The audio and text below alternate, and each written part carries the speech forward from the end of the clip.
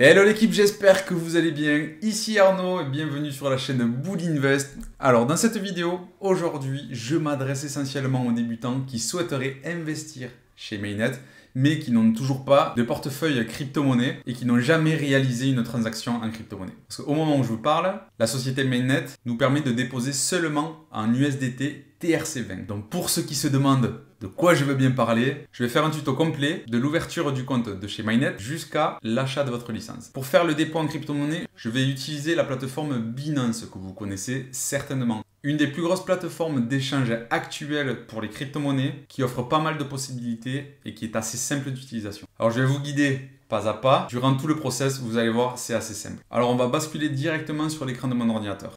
Si vous n'êtes pas encore inscrit chez Mainnet, tout simplement cliquez sur le lien en description. Vous allez atterrir sur une page, vous renseignez tout simplement votre nom d'utilisateur, votre adresse mail, vous saisissez un mot de passe, vous choisissez votre pays et vous confirmez.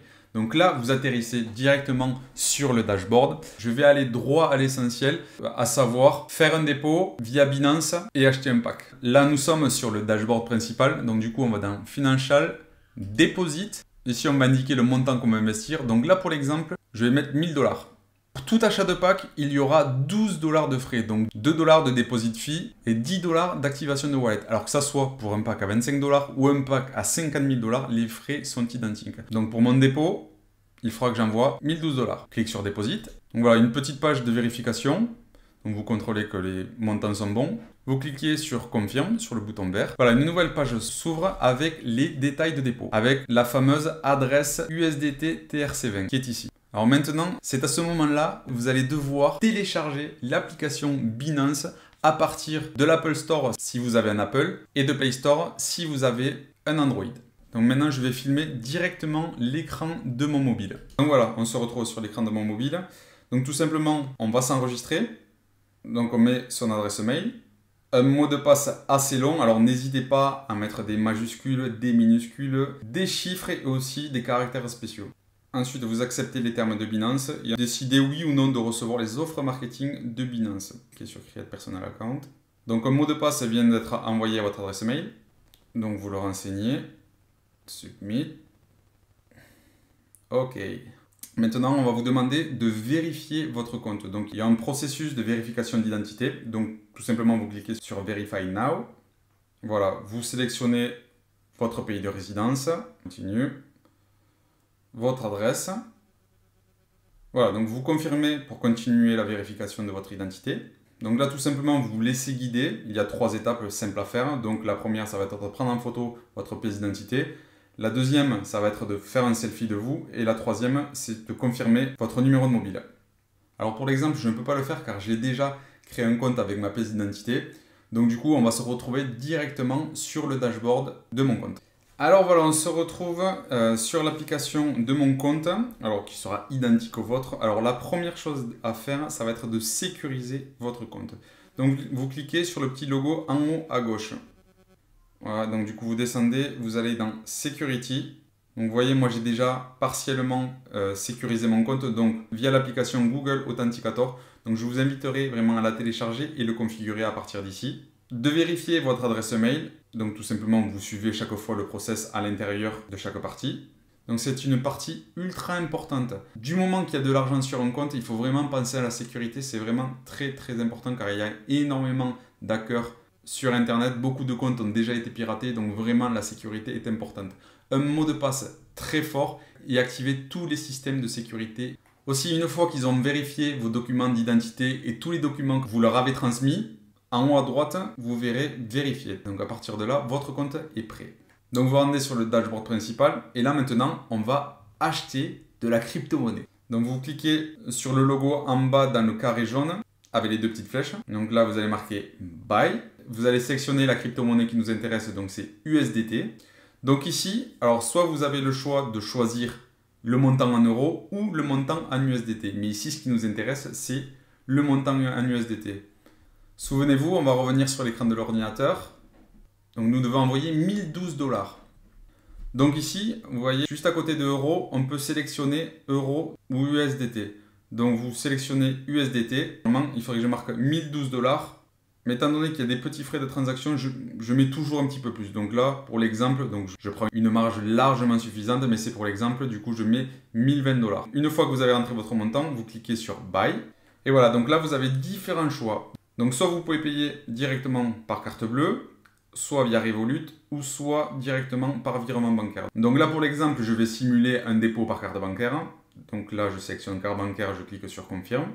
Donc ici, on vérifie tous les détails de la transaction. Donc on voit bien qu'on va recevoir 1020 USDT pour 1043 €. Évidemment, il y a toujours des frais de transaction au niveau de Binance. C'est toujours un pourcentage. Donc là, pour 1020 $ de dépôt, il y a 20,87 € de frais.